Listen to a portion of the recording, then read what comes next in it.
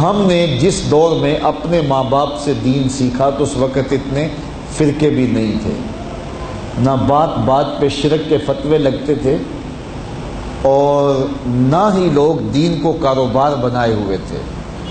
اس وقت کوئی کھڑا ہو کے نعت بھی پڑھتا تھا تو اس کی آنکھیں بند ہوتی تھیں اور تصور مدینے کی گلیوں کا طواف کر رہا ہوتا تھا، اور اگر کوئی پیر طریقت تھا تو اس کا مقصد مخلوق کو اللہ تک پہنچانا تھا، لوگوں کا دل اپنی جانب موڑ کے مائل کر کے اپنی جیب گرم کرنا مقصد نہیں تھا۔ اس وقت عالم دین لوگوں کی عقیدتوں کو سمیٹ کر کے، گھیر کر کے، اپنی عقیدت کے دائرے میں ڈال کر کے ان سے سطحی مفاد حاصل کرنے کا دھندا نہیں کرتے تھے۔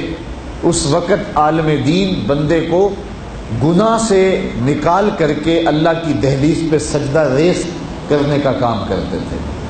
اور آج ہم دیکھتے ہیں کہ فرقہ پرستوں نے اسلام کو توڑ کے رکھ دیا، اور جو لوگ بیچارے اللہ کے حضور سجدہ ریز ہوتے ہیں ان پر شرک کے اور بدعت کے فتوے لگا کر کے ان کو اسلام سے بدزن کرنے کی کوشش کی، اور نعت خوانیاں ایک بہت بڑا کاروبار بن گیا، اور پیری مریدی ایک بہت بڑا دھندا بن گیا۔ تو اس دور کے اندر اپنی اولاد کو سنبھالنا، وہ طرح طرح کے سوال کرتی ہے، پوچھتی ہے، تو پھر ان کو دین پر مطمئن رکھنا اتنا آسان کام نہیں ہے۔ ہمارے والدین نے ہماری تربیت کی تو ان کے لیے قدرے آسان تھا، لیکن ہمارے لیے اپنی اولاد کو سنبھالنا اور دین کی راہ پہ ڈالنا قدرے مشکل ہے۔ لیکن ہمارے والدین نے جو آسان کام کیا تھا اس کے لیے بھی بڑی محنت کی تھی، اور ہم اپنی اولاد کے لیے کیا اتنی محنت کر رہے ہیں جتنی محنت ہمارے والدین نے ہمارے اوپر کی تھی۔ تو اگر ہم نہیں کر رہے تو پھر ہماری اگلی اولادیں یا ان کی اگلی نسلیں پھر کن ہاتھوں میں ہوں گی؟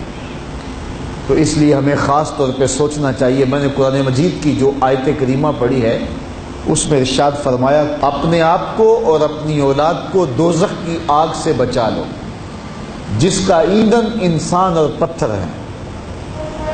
تو مجھے اور آپ کو اپنی اولاد کی حفاظت کرنی چاہیے۔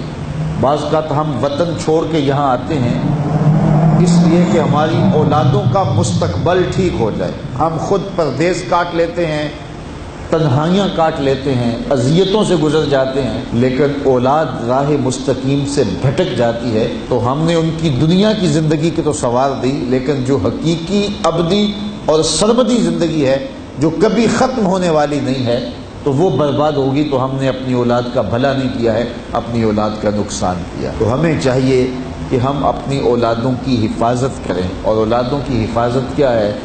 ان کے اخلاق اچھے ہوں، ان کا کردار خوبصورت ہو، ان کے دین کی حفاظت ہو، اور وہ ایک صالح، سچے اور کھرے مسلمان کی صورت اپنی زندگی گزارنے کی مشق کریں، اور اس کا عملی نتیجہ ہماری آنکھوں کے سامنے ہو۔ میرے حضور نے ارشاد فرمایا کہ اپنی اولادوں کو 3 چیزیں سکھاؤ۔ پہلی چیز حب نبیکم، اپنی اولاد کو نبی کریم علیہ السلام کا پیار سکھاؤ۔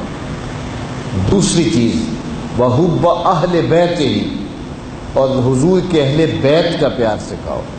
اور تیسری چیز وتلاوت القرآن، انہیں قرآن مجید کی تلاوت کرنا سکھاؤ۔ یہ 3 چیزیں آپ اگر بچپن سے ہی اپنی اولاد کے اندر داخل کر چکے تو پھر آپ کامیاب ہوئے۔ یہ بات ذہن میں رکھیے کہ ہم اس وقت متوجہ ہوتے ہیں اولاد کی تربیت کے لیے جب وہ ہمارے ہاتھ سے نکل چکی ہوتی ہے۔ ہمارے گھروں میں ہماری صبح کا آغاز قرآن مجید کی تلاوت سے ہو تو پھر خیر و برکت کے قافلے ہمارے گھروں میں اتریں گے۔ قرآن ہماری زندگی کو بدلنے والی کتاب ہے۔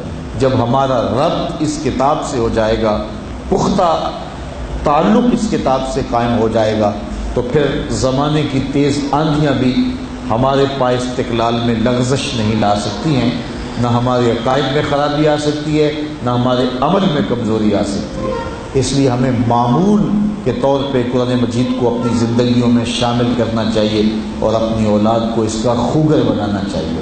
ایک زمانہ تھا کہ ہر گھر میں صبح کو قرآن کھلتا تھا، اور آج وہ دور ہم سے چھوٹتا چلا جا رہا ہے۔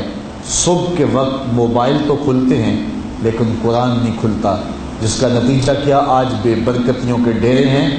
کثرت مال کے باوجود بھی ہم بے برکتی کی بات کرتے ہیں، اس لیے کہ ہمارے گھروں میں قرآن مجید کا چراغاں نہیں ہے۔